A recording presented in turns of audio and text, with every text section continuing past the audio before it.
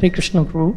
Yeah. You have come up with a point saying that every one of us have to leave the material body and then go back to the original home where it's back to Godhead. So there is an example of Dukaram who has traveled with his body, having it spiritualized, and then traveled with the Garuda Vahana into Vaikuntha planet. Was it in earlier yugas, Satya Yuga, maybe the sages had that capability, or even today the devotees, how do we understand this? It's only after we leave this material body we can go, or is it with the same body the Krishna consciousness devotee can travel to the original? See, first of all, what you're saying is exemption. Okay? Now let us try to understand that exemption. Narada Muni also, right? You understand the exemption. How you understand the exemption is, ultimately there is nothing like matter and spirit. Matter is another form of spirit. The effect of matter upon the conditioned soul, that is what is called as material effect. So, that is number one. And what is the effect of material energy? The effect of material energy, it creates certain perception. For instance, when I look at it, this is black, this is a stick, these are the qualities. I see this, right? I see these things. Where are they in? They are the characteristics or properties of what is out here. They are properties. But even today, scientists have found out that go deep into it, none of these are properties. It's all energy. E is equal to mc squared. They said. It's all energy.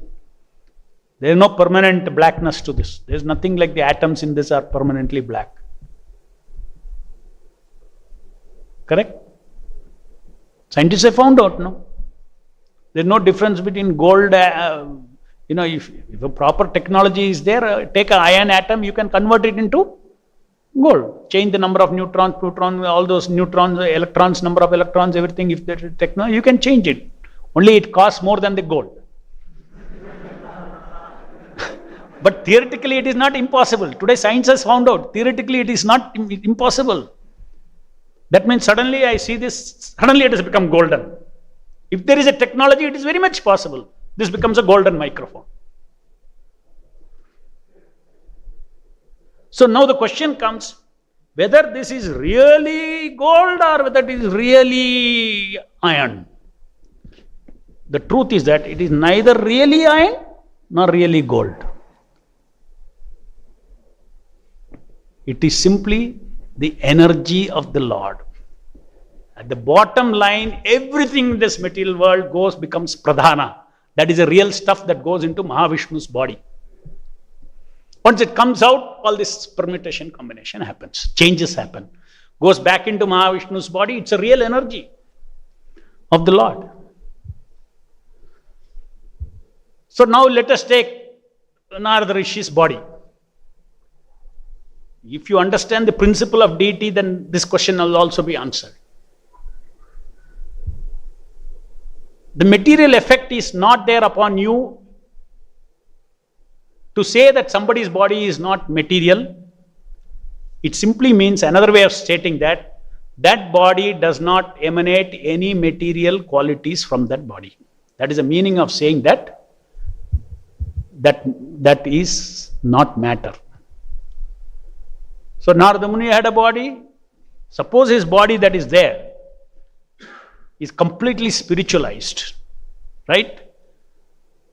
Then what is coming out of him is not matter at all. He is not matter. There is no matter there in his body. There is no matter there in his body. Matter means material effect. There is no material effect, there is spiritual effect. So it's a spiritual body.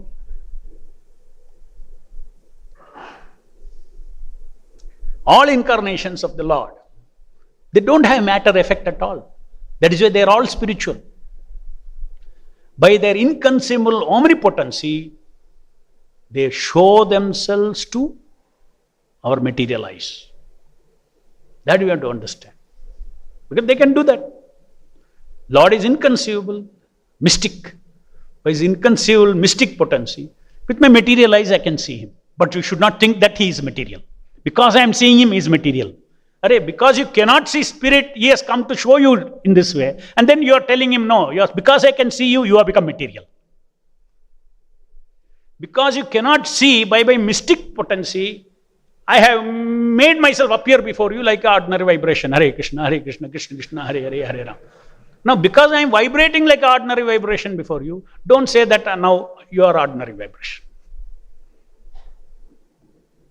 This is incarnation of the Lord. Principle of the incarnation of the Lord. You need to see from the eyes of the Shastras. So that is Tattvadarshina.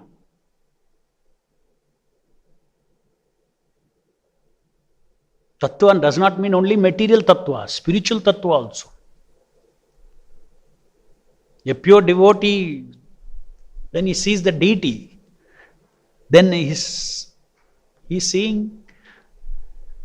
In the material world, when he sees all these things, he will see only tattva.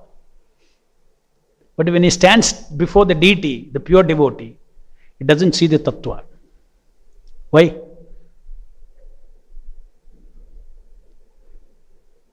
He sees the rasa. Tattva disturbs him. Tattva disturbs him. Out of love, he is standing before the devotee with the ointment of love.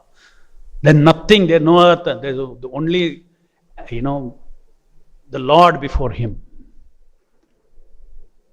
So it's a pure love, out of pure love when sees, then the truth is that, just like Krishna, no? He does not want also, when he is playing with the gopis, when he is playing with, with Mother Yashoda, he does not want tattva to disturb him. What is the tattva? Hey, he is the Supreme Personality of Godhead. That is the tattva. No. Now rasa is for his enjoyment. Selective covering of the truth by his internal potency is called the internal Maya. Just like here Mahamaya is there, spiritual world there is Yoga Maya. Or in Leelas of Krishna there is Yoga Maya. Yoga Maya is also covering the truth. But that is selectively covered to enhance the rasa for God and his devotees. Here what is happening?